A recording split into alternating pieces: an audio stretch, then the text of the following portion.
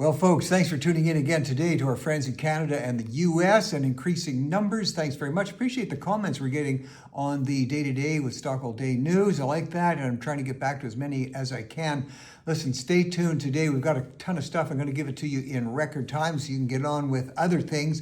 We'll talk about everything from what the Bank of Canada says about our economy to test scores among kids to what's happening to the pulp industry, and guess who San Francisco is suing for their drug crisis? You want to stay tuned for that, and maybe by the end of the show, Lady Gaga will help us out with some good advice. So the Canadian economy, according to the Bank of Canada, is not improving in the same way that the federal Liberals and the CBC would like you to think it is. So the federal Liberals were just touting a narrow fragment of a report that says productivity has increased. Are you ready? 0.9%, 0.9 of 1%.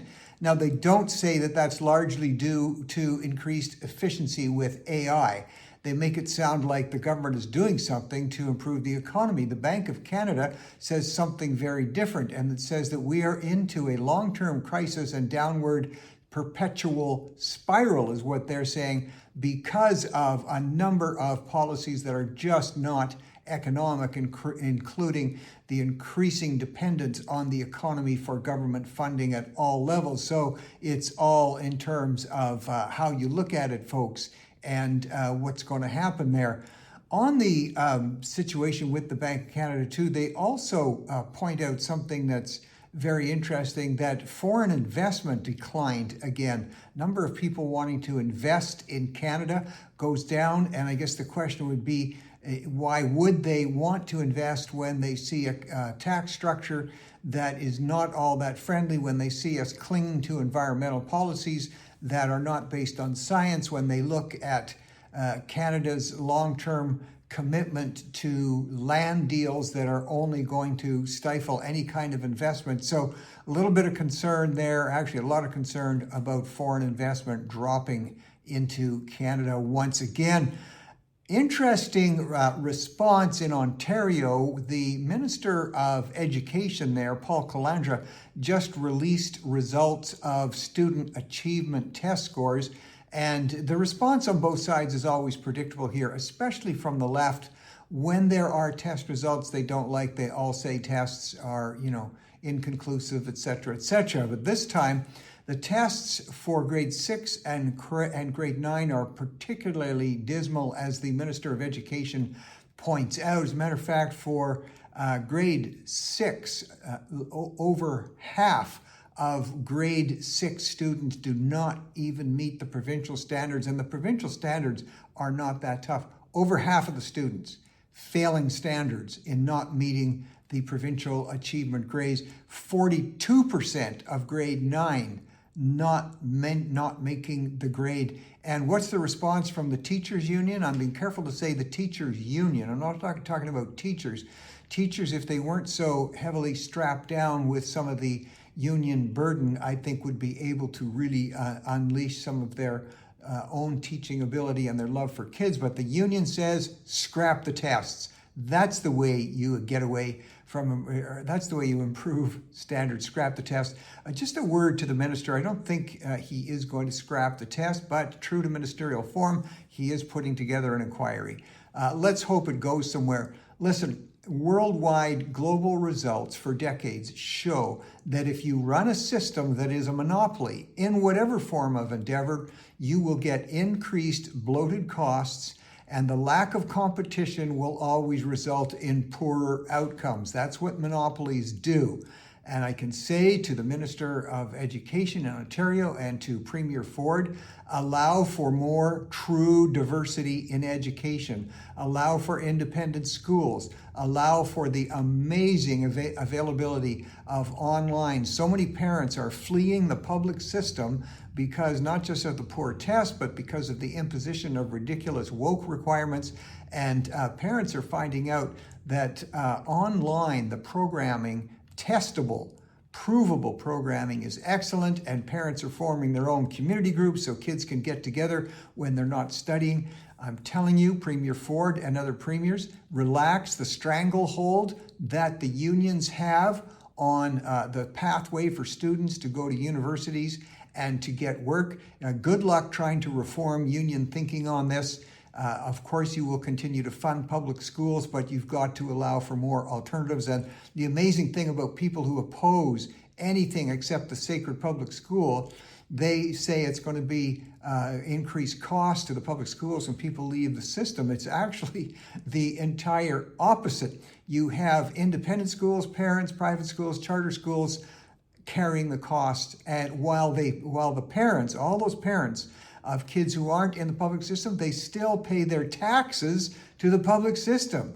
So the public system gets the benefit of the taxes from the parents, so there's less kids to have to teach, and they still can't do the job, allow for true diversity. And another thing, anybody, even a grade 6, as in these testing requirements, can do the necessary chat or Google searches and find out that large class sizes are not the determinant of outcome. It's teacher dedication, teacher commitment, and teacher skill. Class size is not a determinant of final result achievement. BC schools are coming under, British Columbia schools in Canada are coming under fire because what are they doing with their extra time? What are teachers doing? Well, the BC Department of Education and Premier Eby, NDP, has said get the kids out in nature and use nature to queer the kids, to talk to them about how nature itself endorses and promotes queer thinking, queer theology. Listen, if you as parents are happy with that, then go ahead, stay silent and don't say anything. But if you don't think that's a little bit bizarre, you may want to think also of a change out there in British Columbia. Well, just as the Algoma Steel Company and steel mills are laying off hundreds, and I think the latest number is going to be 1,100 employees, out in British Columbia, the Crofton Pulp Mill, which has been in place for decades, a vibrant part of the community out there on Vancouver Island, 350 jobs are going to be lost. And there's all kinds of reasons, of course, get cited. One of the chief reasons is the lack of availability of affordable fiber. In the logging industry, when you cut down trees and you make logs and you make lumber, there is leftover fiber from that. That's the fiber that leads to the creation of pulp and therefore paper. It's an amazing, efficient industry. The problem is the price of that fiber is getting higher and higher and more costly. There's other costs involved too, but it's the regulations that have been created by socialists and soft liberals, especially the NDP government in British Columbia, when they regulate, or I would say over-regulate, everything from increasing conservation zones, and we're all about conservation, but we also know that forests can be rapidly repleted, not depleted, and the conservation zones are cutting down supply. Caribou habitat areas, they say, are a reason more and more areas are being taken off of supply for that habitat. The use and the demand for biomass, that's these attempts at alternative energy where rather than use liquid natural gas or refined gas products and oil products for energy, they resort to biomass often, which is the same mass of fiber that is needed for the pulp industry, and it goes into these less efficient areas to try and create energy. And indigenous land use, if you let the indigenous folks control their own land use, it's not so bad. But when you get all these mixed up land use requirements, which again stifles the amount of fiber, stifles the amount of renewable resource. Forestry is a renewable resource. And so you get a government with all of these extra restrictions. They heap it on industry, and then when the industry can no longer compete with other areas in the world, and they say we just can't afford that fiber any longer, and then you get added to that the regulatory costs of road building, of sewage management, and of salvage management. When you get all of these increased regulatory costs that Canada is notorious for, you know what? You eventually can't stay in business and you lay people off, and government blames industry. You know what we say, vote poor, get poor. So think about that when you're voting, folks. In San Francisco, there's an amazing thing. It's no secret now that San Francisco, probably starting 40 or 50 years ago, started the policies that result in increased homelessness on the streets, encampment on the streets, free drugs, drug supply, the terrible predatory behavior of people on the streets towards the addicts who are so heartbrokenly addicted to drugs. And we know that, and that leads to increased crime. And San Francisco, their politicians there for years, including at the state level, have refused to deal with the issue. They just keep handing out more and more free stuff and don't do anything about the crime. The problem is getting worse and worse. So they're suing. San Francisco is going to sue. They've been looking at things like the drastic rates of liver disease and liver cancer. Well, guess where that comes from, folks? Addiction to alcohol, sadly.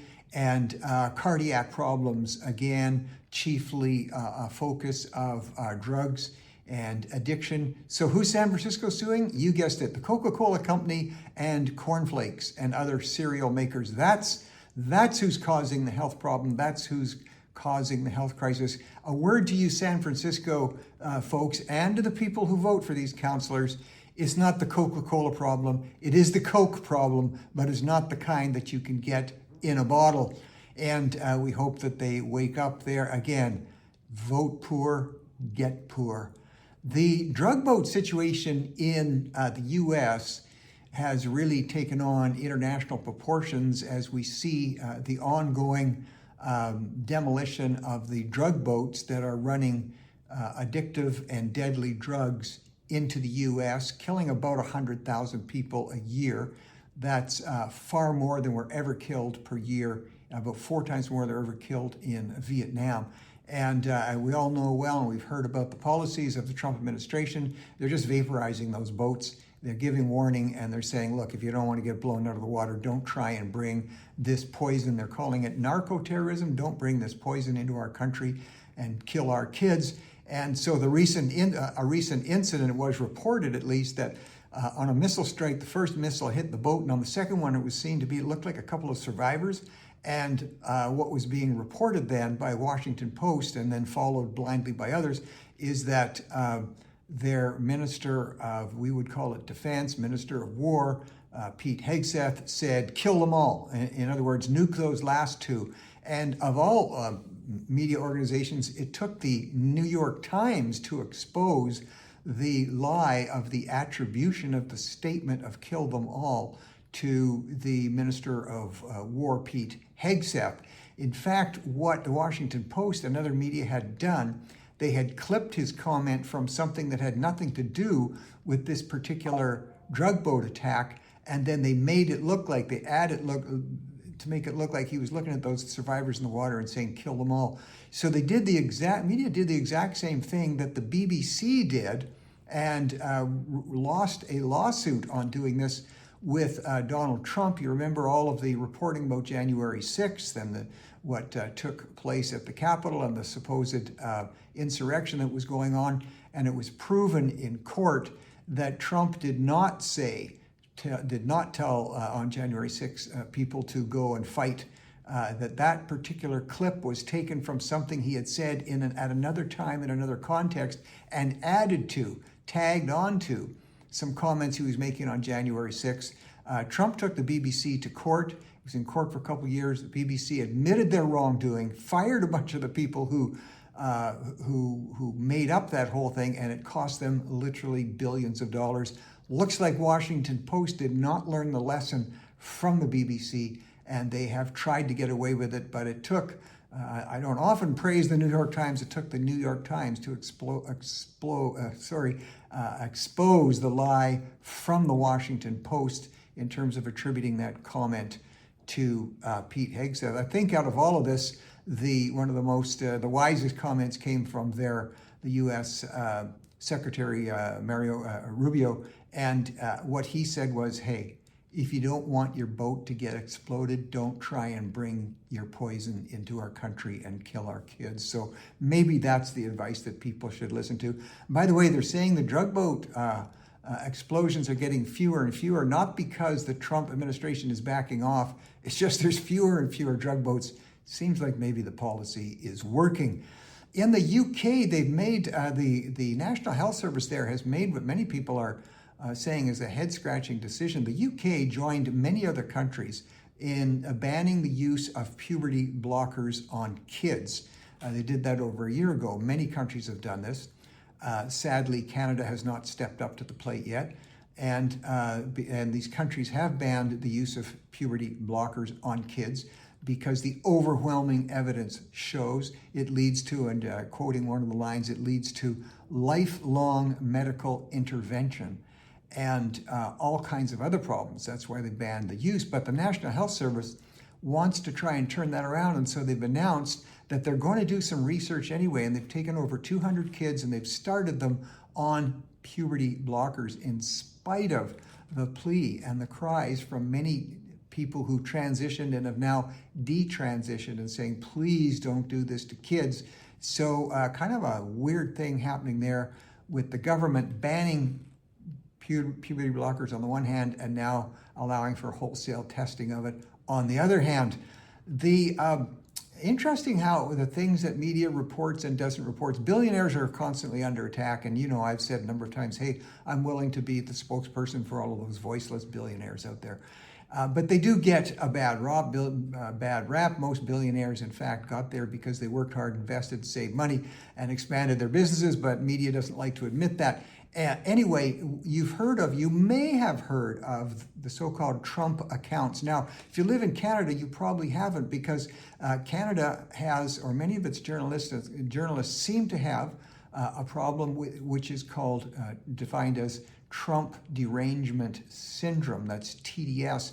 And that is the inability, the intellectual inability because of their hatred for Trump to say anything positive, even if something positive was being done by Trump. And the analogy that's being used by some is that even if Trump himself was to discover the cure for cancer, mainstream media wouldn't report it. So I'll leave that decision to you. But one example here, Canadian media, first of all, has not reported at all on a fiscal policy of the Trump administration. It's called Trump Accounts. If you haven't heard of this, for the next 3 years while he's president, every child that is born in the U.S., is going to get a bank account, a trust account opened in their name. $1,000 will be put into it. It will, and they can't touch it till they're 18. It will increase in value. If they don't do anything or don't add any value to it, it'll be worth, in real dollars, it'll be worth about $3,300 US when they're 18, which is almost 5,000 Canadian. And but there's an allowance also every year. Parents or grandparents can donate into that account on behalf of the child. For instance, if parents only put in $10 a week, in other words, skip your cup of coffee at Starbucks a couple of times, by the time that student turns 18, they'll be over $16,600. That's well over 20,000 Canadian. If a grandparent steps up and throws in $5,000, that's the limit per year, then that account for that child, when they hit 18, would be over $26,000 that they can use to go to school, to invest in a business. There's a long list of things that they're being allowed to invest in. They don't have to look at welfare, as more and more young people are increasingly look. So that program itself, which is an amazing program, has been very little reported on. But the other thing that's hardly reported, not reported on at all at the time of this broadcast, is the fact that one family of billionaires, the Dell family, you're all familiar with Dell Electronic Products, that family has just stepped up and is putting giving $6.5 billion to the program to invest in kids who are in specifically low-income neighborhoods, because the argument, of course, is already being made, we shouldn't do this program because it's only going to help rich kids, which is not true at all. In spite of that, the billionaire family, the Dell, is putting $6.5 billion into this program for kids in low-income areas. Not one word about that in Canadian media. Lots of words in Canadian media and U.S. media about those dirty, rotten, nasty billionaires, but not a word on this particular product that's being pushed forward. Lady Gaga and Bruno Mars. We're looking at the latest Spotify for 2025 music results. It's stunning, the millions, in some cases billions of views that the singers, musicians are getting. Bad Bunny is in the billions this year in terms of downloads and streams on his songs. But Lady Gaga and Bruno Mars, a beautiful love song being hailed by many, is talking about real love and how to admit your mistakes and how to treat each other. A lot of warmth going out about that song, being identified as way up there on the awards for Spotify 2025. I think the title is a bit problematic. It says, Die with a Smile. Die with a Smile. In a time where especially young people seem to be more and more open to thoughts of suicide, maybe not the best title, but if we focus on the other words about valuing people and loving people, we might be better off. And I just want to close with something that I hope my kids are listening to. If not, I'm going to send this to them, because the New York Times has a report out today. They've seen an interesting trend that's been developing for a few years, and it's now actually to the point where it's statistically valid. There's an increasing number of adult kids who are, hold it, buying houses for their parents. Adult kids buying houses for their parents. A lot of these are immigrant families. So families who came here, the parents came in here, brought the kids, they were all poor, they worked hard, they scratched their way to survival. They weren't living on the welfare system, they weren't criminals. And their kids, now they're adults and making money, good money on their own, are so appreciative of what their parents did for them, they're buying them houses. Kids, take a listen. Folks, thanks for tuning in. Talk to you tomorrow.